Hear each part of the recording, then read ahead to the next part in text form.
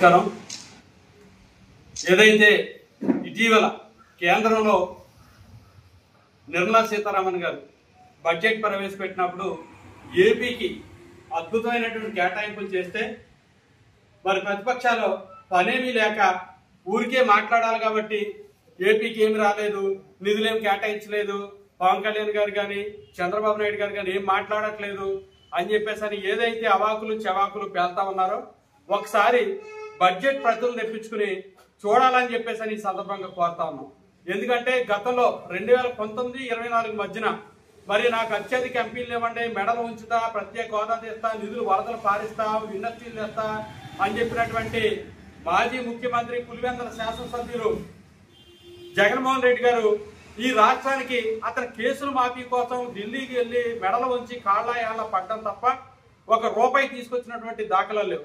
కానీ ఒకసారి 2024లో కూటమి ప్రభుత్వం వచ్చిన తర్వాత పరిశీలన చేస్తే ఈ రాష్ట్రానికి జరిగినటువంటి డెవలప్మెంట్ ఒకసారి పరిశీలన చేస్తే 7 నెలల కాలంలో 2 లక్షల కోట్ల పెట్టుబడులు సాక్షాత్తు దేశ ప్రధాని వచ్చి శంకుస్థాపన చేసినటువంటి పరిస్థితి ఉంది.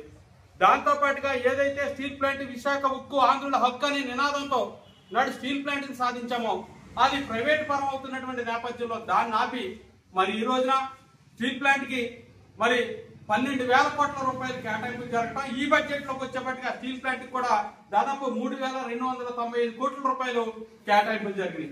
దాంతో పాటుగా అమరావతికి 15,000 కోట్ల రూపాయలు కేంద్ర ప్రభుత్వం మరి ప్రపంచ బ్యాంకు తోటి పూర్తి బాధ్యత కేంద్రం వహిస్తూ 15,000 కోట్లు కేటాయింపులు చేస్తే మరలా ఈ బడ్జెట్ లో 2,000 మా రాహుల్ గారు చెప్పినట్టు 245 కోట్ల రూపాయలు కేటాయింపులు జరిగినాయి.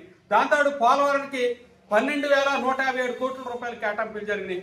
ఆరోగ్య శాఖ బలోపేతానికి మరి దాదాపు 162 కోట్లు, అదేవిధంగా రోడ్లు బాగు చేయడానికి 245 కోట్లు, ఇట్లాగా ప్రతి శాఖకి కూడా అనేకమైనటువంటి కోట్ల రూపాయలు కేటాయింపులు జరగడంతో పాటు గడిచినటువంటి 7 నెలల పాలనా కాలాన్ని కనుక ఒకసారి పరిశీలిస్తే ఇప్పటి వరకు గ్రౌండ్ అయినటువంటి పెట్టుబడుల అక్షరాల 5 లక్షల కోట్ల రూపాయలు, ఉద్యోగాలు వచ్చినవి 4 లక్షల ఉద్యోగాలు వచ్చా ఉన్నాయి.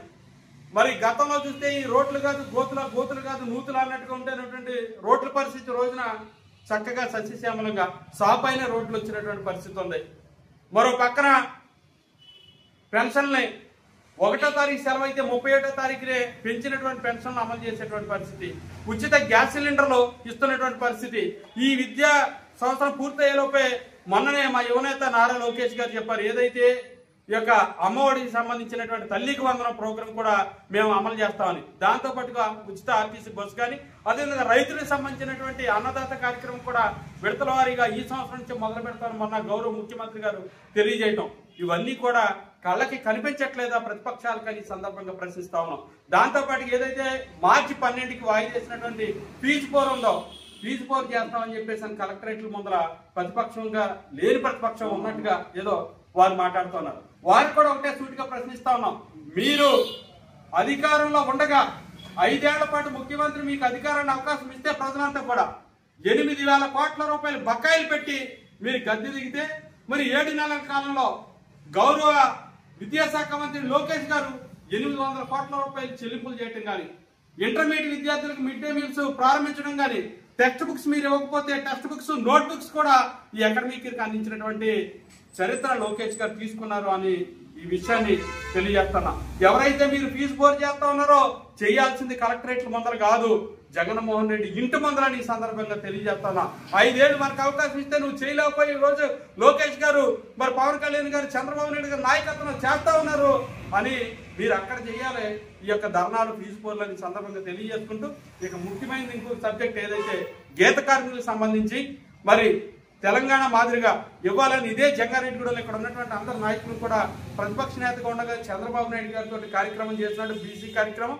ఆ రోజు అక్కడ ఆయన ఇచ్చినటువంటి హామీ గీత కార్మికులకు మేము సపరేట్ గా రిజర్వేషన్ కేటాయిస్తానని ఏదైతే చెప్పారో చెప్పిన మాట ప్రకారంగానే మరి ఈ రోజున 335 షాపులకి జియో నెంబర్ 13 తోటి షాపులు కేటాయింపులు చేస్తే దానికి కూడా అక్కసు వెలగక్కుతూ ఈ రోజున జియోని కూడా మరి కోర్టుకి వాళ్ళ పార్టీ తాలూకా న్యాయవాదులతోటి కోర్టులో కేసులు వేయించినటువంటి చరిత్ర నీచ చరిత్ర జగన్మోహన్ రెడ్డి దాని ఈ సందర్భంగా తెలియజేస్తూ మరి ఏదైతే ప్రజలందరూ కూడా ఈ సందర్భంగా విజ్ఞప్తి చేస్తా ఉన్నాం, లోకల్ గా ఉన్నటువంటి మన పార్లమెంట్ సభ్యులు ఎంపీ గారు దశాబ్దాల తరబడి వెయిట్ చేస్తున్నటువంటి రైతుల కోసం, పొగాకు కోసం, మరి ఎక్కువ పండించినటువంటి వాళ్ళకి ఎటువంటి ట్యాక్స్ లేకుండా అమ్ముకునేదానికి అవకాశం ఇవ్వటం, లైసెన్సుల్లో ఉన్నటువంటి ఇష్యూస్ ని షార్ట్అవుట్ చేయటం కానీ, పామాయిల్ రైతులకి మద్దతు ధరను కేటాయించడంలో కానీ, వందే భారత్ ట్రైన్ ని ఏలూరులో స్టాప్ పెట్టించడంలో కానీ, ఈ రోజున ఏలూరు కార్పొరేషన్ లో జిల్లా హెడ్ క్వార్టర్ రైల్వే స్టేషన్ దేదీప్యమానంగా వెలిగే విధంగా ఆయన బడ్జెట్ లో నిధులు తీసుకొచ్చి దాన్ని మరి అద్భుతమైనటువంటి రూపురేఖలో మార్చడంలో కానీ, స్థానిక ఎమ్మెల్యే గారు ఉన్నటువంటి రోడ్లన్నీ కూడా పూర్తి చేయడంలో కానీ ఇంత అద్భుతంగా పనిచేస్తా ఉంటే, మరి ఈ విపక్షాలు ఏదో పల్లెనమ్మా ఏదో మాట్లాడినట్టుగా మాట్లాడుతూ ఉన్నారు. ప్రజలందరికీ కూడా తెలియజేసేది ఏంటంటే, జరుగుతున్నటువంటి అభివృద్ధిని మీరు గమనించి కూటమి పక్షాన నిలబడి కూటమి ప్రభుత్వానికి మీ ఆశీస్సుని మద్దతుని తెలియజేయాలని కోరుకుంటూ, పిచ్చవాగుడు వాగితే ప్రతిపక్షాల ఖబర్దార్, మీ అంత ఆల్రెడీ ప్రజలు చూసి భూస్థాపితం చేశారు. ఇంకా ఎక్కువగా ఇదే రకంగా పిచ్చి ప్రేలాపల మీద వచ్చే ఎన్నికల 11 సీట్లు కూడా ఉండవని ఈ సందర్భంగా ప్రతిపక్షం రాష్ట్రానికి ఏమి చేయలేదని చెప్పి పదే అంటున్నారు. మరి వేళ రాష్ట్రానికి మరి కేంద్రం మరి గతంలో పోలవరానికి 15,00,000 కోట్లు జరిగింది.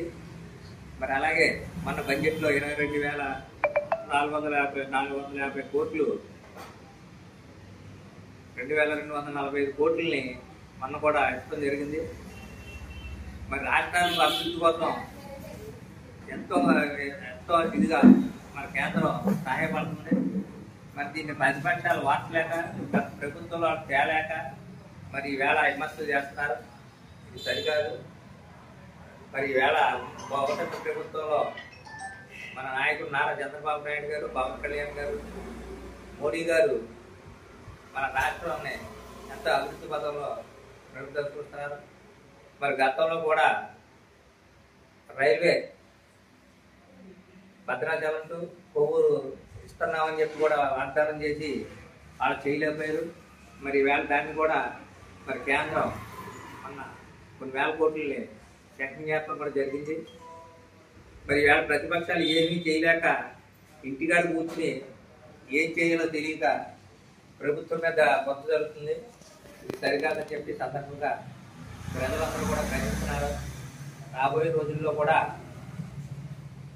2047 వరకు కూడా ఈ ప్రభుత్వాలు, కూటమి ప్రభుత్వం, కేంద్రం కూడా కొనసాగుతాయని చెప్పి ఈ సందర్భంగా తెలియబోతున్నాం.